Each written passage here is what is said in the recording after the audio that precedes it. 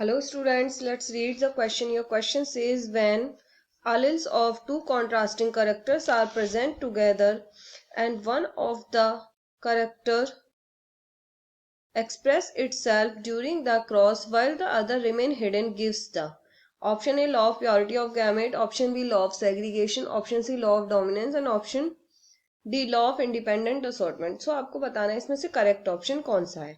सबसे पहले हम यहाँ पे बात करेंगे स्टूडेंट्स हमारे की कंसेप्ट की। सो यहाँ पे हमारा की कंसेप्ट है मेंडलिज्म। की कंसेप्ट क्या है हमारा? Mendelism. Who was Mendel? Mendel was known as the father of genetics. Father of genetics. I hope इतना आपको समझ में आ गया होगा। What he did, he experimented on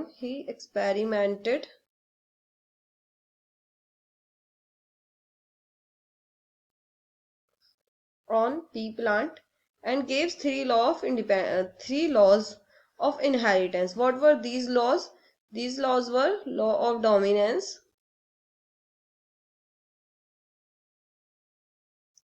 law of segregation and law of independent assortment.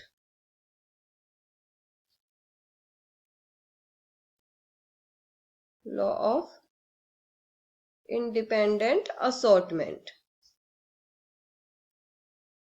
सो अभी हमें आपको ये बताना है कि इसमें से कौन सा लॉ है हमारे क्वेश्चन के अकॉर्डिंग जो आंसर में आएगा। ठीक है, अब हम बात करेंगे आपके क्वेश्चन की। ठीक है, हमारा क्वेश्चन कह रहा है कि जब टू कॉन्ट्रास्टिंग कैरेक्टर होते हैं एलेल के टुगेदर एक साथ प्रेजेंट होते हैं तो एक कैरेक्टर ही हमारा एक्सप्रेस होता है और दूसरा कैरेक्टर होता है वो हिडन होता है।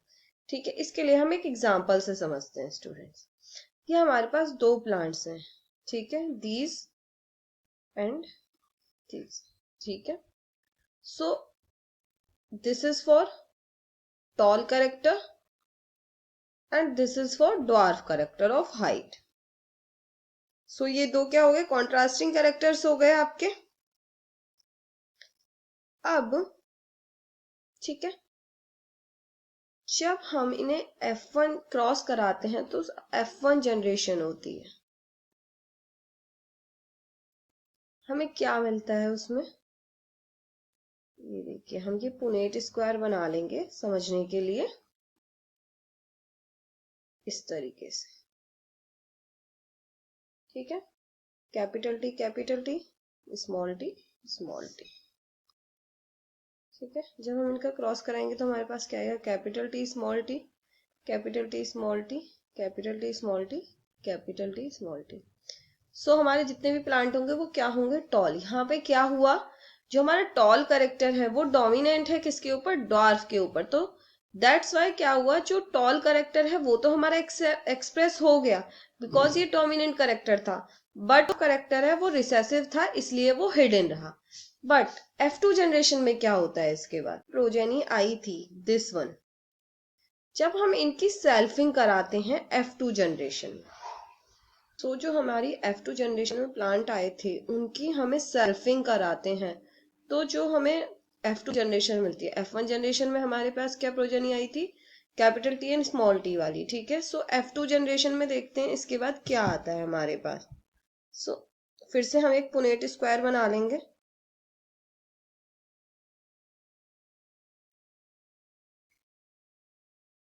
ठीक है, यहाँ पे आपके गैमेट्स आ गए। सो अब जब हम इनका क्रॉस कराते हैं तो हमें क्या मिलता है students? Capital T capital T, capital T small T, capital T small T, small T small T. So हमने यहाँ पे क्या देखा? हमारे पास क्या आया? Capital T capital T, capital T small T, capital T small T and small T small T. So ये सारे तो हमारे क्या होंगे? टॉल प्लांट्स होंगे बिकॉज टी इज डोमिनेंट। ये क्या होगा? ड्वार्फ होगा। तो हमने क्या देखा? जो करेक्टर हमारा F1 जनरेशन में हाइड हो गया था, सप्रेस हो गया था, वो एक्सप्रेस हो जाता है हमारा किसमें? F2 जनरेशन में। That is called law of segregation. What is called? Law of segregation.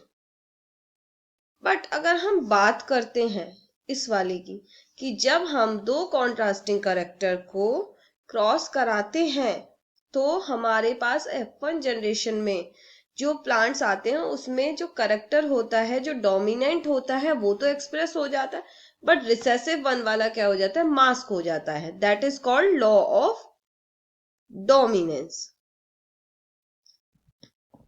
So law of dominance के अकॉर्डिंग क्या होता है, F1 जनरेशन में जो आपका करेक्टर एक्सप्रेस होगा सिर्फ वही होगा जो आपका डोमिनेंट करेक्टर होगा. एंड लॉ ऑफ सेग्रीगेशन का मतलब क्या है, लॉ ऑफ सेग्रीगेशन क्या सजेस्ट करता है कि यहाँ पे जो है करेक्टर्स की ब्लेंडिंग नहीं हुई है.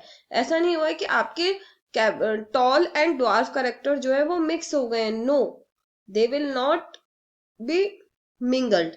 बट क्या हुआ है कि वो फर्स्ट वाला जो हमारा रिसेसिव करेक्टर था वो F1 जनरेशन में हाइड हो गया था, वो F2 जनरेशन में एक्सप्रेस हो जाता है. So that is called law of segregation. अब आ जाते हैं हमारे क्वेश्चन पे. क्वेश्चन पूछ रहा है when alleles of two contrasting character are present together. ठीक है. And one of the character express itself during the cross while the other remain hidden gives the law of dominance. So your correct answer will be option C.